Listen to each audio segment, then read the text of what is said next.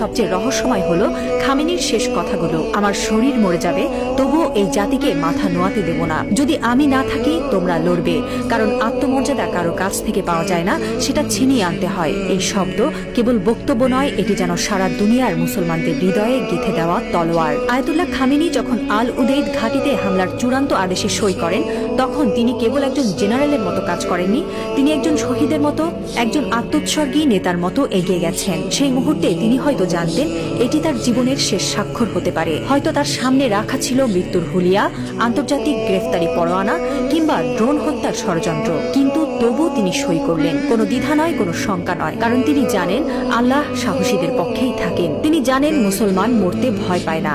যারা আল্লাহর পক্ষে থাকেন তারা জানে মৃত্যু মানেই পরাজয় নয়, বরং আত্মত্যাগী বিজয়ের শুরু। এই একজন মানুষ এখন আর কেবল ইরানের নেতা নন, তিনি হয়ে উঠছেন সারা বিশ্বের মুসলিম উম্মার প্রতীক। একজন বিশ্বাসী, একজন অটল মুজাহিদ, একজন সাহসী পিতার মতো তিনি বলছেন, আমি থাকি বা না থাকি তোমরা লড়বে। হ্যাঁ মুসলিম উম্মাহ, তোমরা মাথা নিচু করো না। লা ইলাহা ইল্লাল্লাহ, আল্লাহ ছাড়া আর কোনো ইলাহ নেই।